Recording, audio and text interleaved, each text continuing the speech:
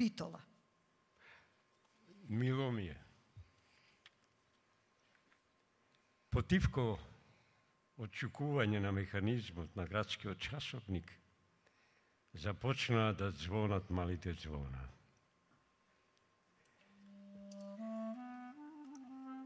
Засвири мелодијата која Ајри ја имаше напишано и компонирано додека беше далеко од неа. Ја знаеш ли оваа мелодија? Оваа песна е напишана токму за мене. Да? Да. Баш за мене. И да ти кажам, малце ми е непријатно кога некој прави песни за мене. Па зашто да ти е непријатно?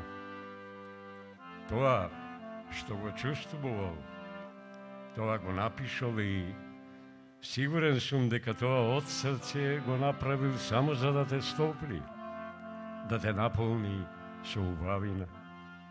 Или пак да те бакне оддалеку и со стиховите како пеперутки да ти испрати само убави мисли.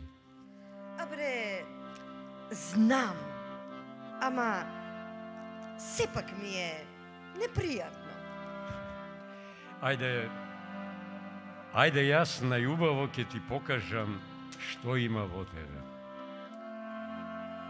Ете да започнеме од тука, од кај градскиот сад. Го викаме градскиот и навистина е тукашен и стар неколку века. Живее во најстрогиот центар, точно како што е срцето на средина.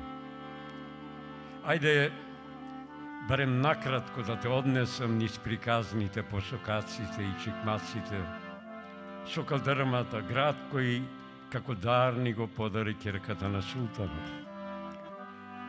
Ќе започнам да ти раскажувам од Магнолија.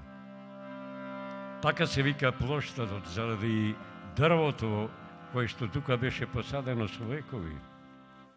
Кај што бевме околу нас беше познатиот пекмез пазар. До нас во оваа куќа живееше еден од најбогатите битолчани, Иконому, од кого дури и турската војска земаше пари назем за да исплати плата. Пред нас е куќата на Зису, чејс од невестата и поклон за незината свадба. Подало е куќата на евреинот Асео, каде што беше првата бензинска пумпа. Па власите Кацујани, па пак евреите Колономос, Пардо и на крајот прочуениот Забар Мендоза. Под нив беше една од најубавите еврејски куќи во Битола на фамилијата Леви, но замина во неврат за да се изгради една градосија од банка.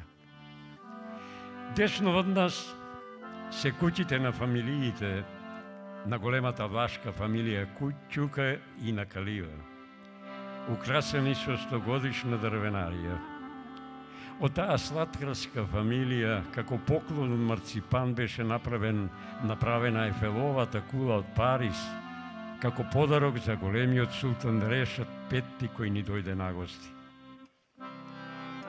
Тогаш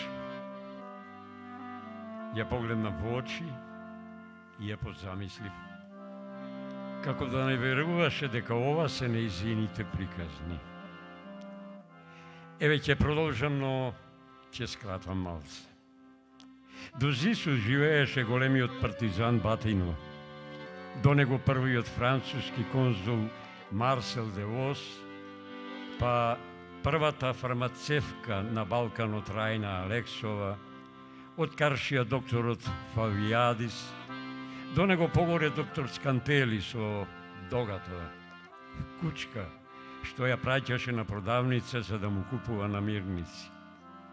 Од Каршија познатите боеми Кривашија, до нив богатите диковци, наспроти нив беше познатата печатница на браќата Цали, па трговската фамилија Цалис, па уште еден познат битолски доктор Страва.